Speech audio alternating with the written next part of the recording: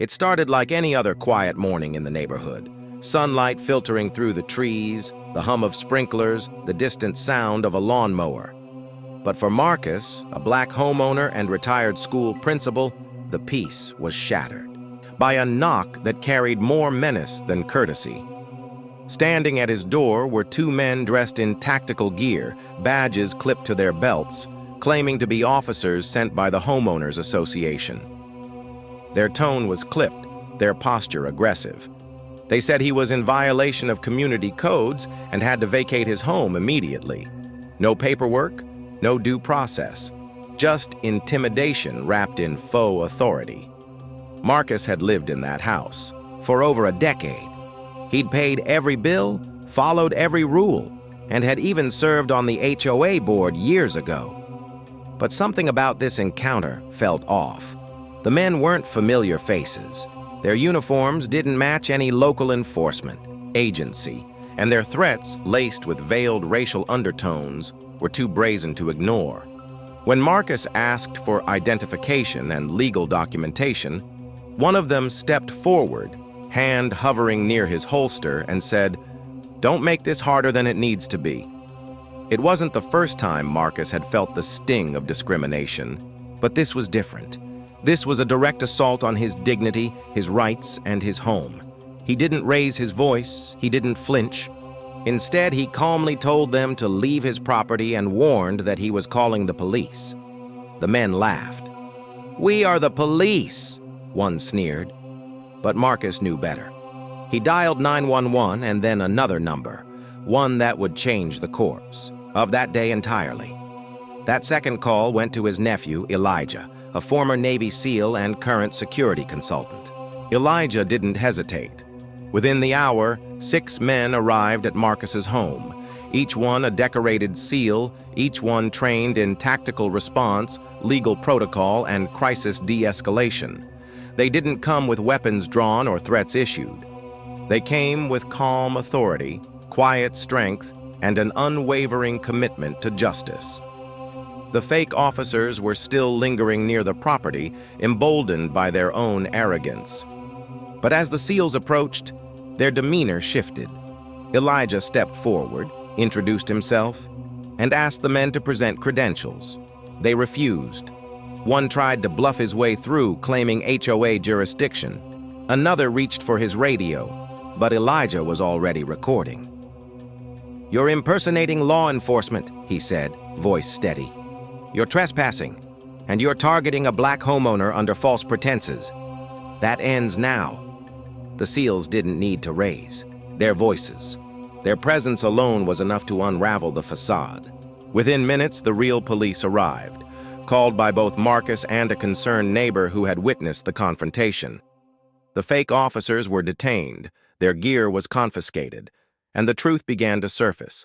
They were hired muscle, contracted by a rogue faction within the HOA to intimidate homeowners who didn't fit the aesthetic of the neighborhood.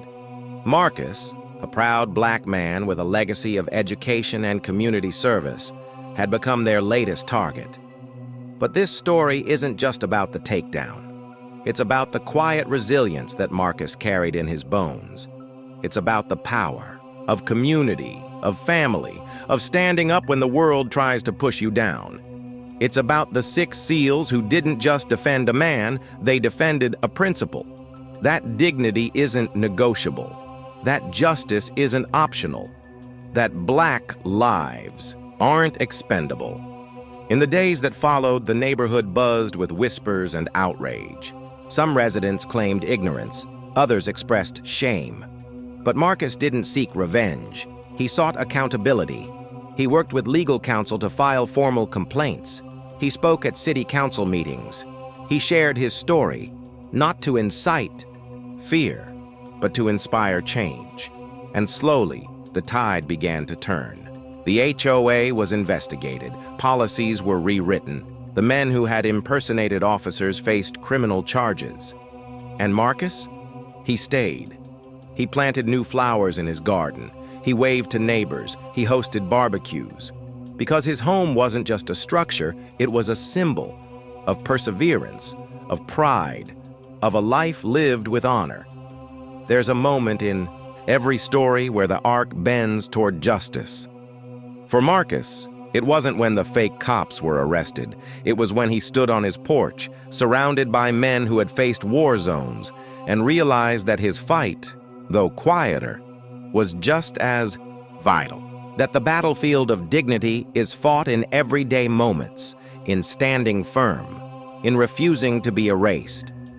This story echoes far beyond one neighborhood. It speaks to every black man who's been questioned for simply existing, to every homeowner who's been told they don't belong, to every family who's had to defend their place in a world that too often tries to push them out. It's a reminder that courage doesn't always roar. Sometimes it stands quietly at the door and says, "Not today." And for those 6 SEALs, it wasn't about heroism. It was about brotherhood, about showing up when it matters, about using their training not just for combat, but for compassion. They didn't come to fight.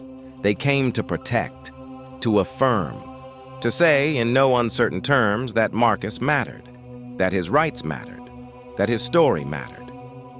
In the end, Marcus's home remained his, but more importantly, his spirit remained unbroken. He became a voice in his community, a mentor to young black men, a symbol of what it means to stand tall in the face of injustice. And while the scars of that day may linger, they are etched not in pain, but in pride. Because when the world tried to erase him, Marcus wrote his own chapter, one of strength, one of grace, one of unwavering resolve. And in doing so, he reminded us all that dignity isn't given, it's claimed, that justice isn't passive, it's pursued. And that sometimes, when the knock at the door carries threat instead of welcome, the answer isn't fear, it's family, it's truth. It's 6 SEALs standing shoulder to shoulder with a man who refused to be moved. That's the story. That's the legacy. That's the power of standing your ground. Not with fists, but with faith. Not with rage, but with righteousness. Not alone, but together.